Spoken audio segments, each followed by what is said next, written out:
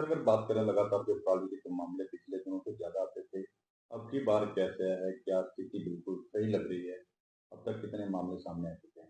जी, जिला करनाल में अभी तक 80% से ज़्यादा की हार्वेस्टिंग हो चुकी है और अभी तक हार्सेक द्वारा 3 रेक्टिफायर लोकेशंस पर जो सरकार की हिदायतें हैं, उनके अनुसार हमारे द्वारा जो एफआईआर और जुर्माना और इसके अलावा रेड एंट्री कर दी गई। कहाँ-कहाँ पे एफआईआर दर्ज की गई है और कितना जुर्माना किया गया? जैसा कि मैंने आपको बताया कि 3 एफआईआर टोटल 7 एफआईआर दर्ज की गई हैं और ये जो ज़्यादातर मामले वो असंध ब्लॉक के, निसिंग और करनाल ब्लॉक के हैं और अभी तक हमारे द्वारा 45,000 रुपये का जुर्माना भी किसानों पर लगाया गया है। कितने किसानों पे मामला दर्ज किया गया? 7 किसानों पर अभी तक हमारे द्वारा जो एफआईआर लॉन्च करवाई गई, और जुर्माना? 45,000 रुपये। कहाँ-कहाँ किस क्षेत्र में सबसे ज़्यादा सामने मामले हैं? ये असंध का एरिया, निसिंग और करनाल 3 ब्लॉक हैं जहाँ ये रेक्टिफायर लोकेशन में प्राप्त हुई है। इसके अलावा जो एफआईआर 4 एफआईआर हमारे द्वारा घरौंडा ब्लॉक में करवाई गई है। पहले देखा जाता था कि काफ़ी ज़्यादा मामले सामने आते थे, हम भी लगातार देखते थे।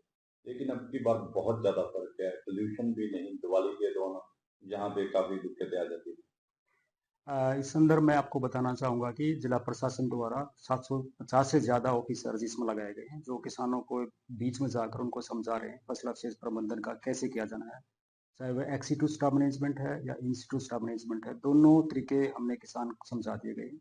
इसके अलावा विभाग द्वारा काफ़ी मात्रा में कृषि यंत्र भी किसानों को उपलब्ध करवाए जा रहे हैं। तो किसान इन सब का फायदा उठाते हुए अब की बार एक निर्णय लिया गया था कि हम जिला करनाल में पराली नहीं चलाएंगे।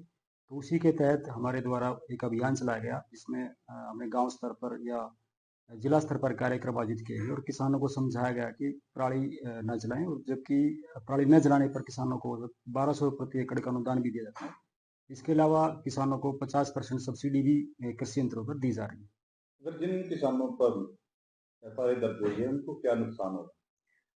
उनका सबसे ज़्यादा नुकसान यह है कि वो अगले हमने रेड एंट्री कर दी गई है। रेड एंट्री का मतलब ये है कि अगले 2 सीजन में वो धान की फसल मंडी में नहीं बेच पाएंगे। तो ये इसके अलावा जुर्माना भी लगाया गया है और इसका जो वायु प्रदूषण अधिनियम 1981 के तहत जो है एफआईआर भी दर्ज की गई। किसानों को क्या कहेंगे? किसान अवेयर भी हैं, बिल्कुल बहुत कम मामले दर्ज हुए हैं अब की बार। जी, पिछले वर्ष इसी समय तक 71 रेक्टिफायर लोकेशंस प्राप्त हुई थी और आज केवल 3 रेक्टिफायर लोकेशंस प्राप्त हुई हैं अभी तक। तो इससे हम लगा सकते हैं कि करनाल में जो किसानों ने पराली ना के बराबर जलाई है और हम कह सकते हैं ना जलाई है। तो इसके बारे में जो है विभाग द्वारा निरंतर किसानों से संपर्क किया जा रहा है कि आप पराली ना जलाएं और उनको निरंतर बताया जा रहा है कि वो पराली जलाने के क्या नुकसान है और पराली को खेत में मिलाने के या खेत से बाहर उसको मैनेज करने के क्या क्या फायदे हैं। तो इसी सिलसिले में जिला करनाल में लगभग 5.5 लाख एमटी बेल बनाई जा रही है जो विभिन्न इंडस्ट्रीज को प्रोवाइड की जा रही है। तो इसमें जो है किसान वो 3 से 4 हज़ार रुपये प्रति एकड़ का फायदा, एक अतिरिक्त बेनिफिट कमा सकता है। पराली जलाने के मामले काफ़ी सामने आए थे, तो अब तक कितने मामले करनाल में सामने आए हैं और कितनी एफआईआर दर्ज हुई है?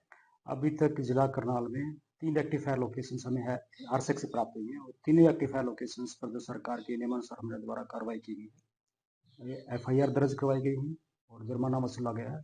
वो रेड एंट्री की जा रही है। कितना जुर्माना वसूला गया और कितने किसानों से वसूला गया? अभी तक 7 किसानों से 45,000 रुपये का जुर्माना वसूला गया है और 7 किसानों का में रेड एंट्री कर दी गई है ताकि वो जो सरकार के नियम है अनुसार उसके अनुसार अगले 2 सीजन तक वो धान की फसल मंडी में नहीं बेच पाएंगे। और कहाँ-कहाँ के ये मामले सामने आए? हम अगर क्षेत्र के वाइज देखते हैं तो मैक्सिमम जो ज़्यादातर मामले वो घरौंडा सब डिवीजन के हैं, उसके बाद असंध और करनाल सब डिवीजन के।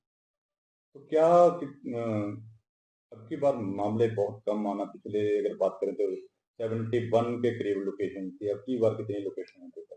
अभी तक के जो हार्सेक से केवल 3 रेक्टिफायर लोकेशंस प्राप्त हुई हैं। तो इस संदर्भ में जो है हमने 2-3 महीने पहले ही प्लानिंग स्टार्ट कर दी थी। जिला प्रशासन द्वारा भी 750 से ज़्यादा ऑफिसर्स को फील्ड में उतारा गया है जो किसानों के बीच में जाकर किसानों को फसल अवशेष प्रबंधन के बारे में जानकारी देते हैं, वो उनको रोकथाम भी करते हैं। तो इसी सिलसिले में विभाग द्वारा भी 1200 रुपये प्रति एकड़ का अनुदान किसानों को दिया जा रहा है। चाहे किसान इंस्टीट्यूट ऑफ मैनेजमेंट से करे या एक्सीटू से करे या फोल्डर के रूप में करे, उसको 1200 रुपये प्रति एकड़ का अनुदान दिया जा रहा है।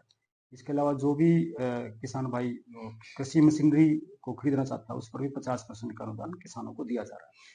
तो क्या किसानों से क्या कहेंगे? कुछ जो इक्का दुक्का आ रहे हैं, लगता है कि अगले साल तक कम हो और भी कम हो जाएंगे। इस साल किसानों ने बहुत सहयोग दिया, उम्मीद से ज़्यादा सहयोग दिया और किसानों ने भी शपथ ली थी कि हम पराली नहीं जलाएंगे। उसका नतीजा मिल रहा है कि करनाल की जो AQI है वो भी बहुत अच्छी है पिछले साल के मुकाबले, और केवल 3 एक्टिव एलोकेशन हमें है आरसेक से प्राप्त हुई है, जबकि पिछले वर्ष इन्हीं दिनों 71 से ज़्यादा एक्टिव एलोकेशन हमें प्राप्त हुई थी। FRI कितने किसानों पर दर्ज करवाई गई? हाँ, FIR हमारे द्वारा 7 किसानों पर दर्ज करवाई गई है, जो कि वायु प्रदूषण अधिनियम 1981 के तहत हमारे द्वारा FIR दर्ज करवाई गई है। तो जुर्माना कितना अब तक वसूला गया? हमारे द्वारा 45,000 रुपये का जुर्माना अभी तक वसूला गया है। जिन किसानों ने आग लगाई थी उनमें एक NGT का एक नोटिफिकेशन है कि किसानों से बस जुर्माना भी वसूला जाना है। तो अभी तक 45,000 रुपये का जुर्माना किसानों से वसूला गया है।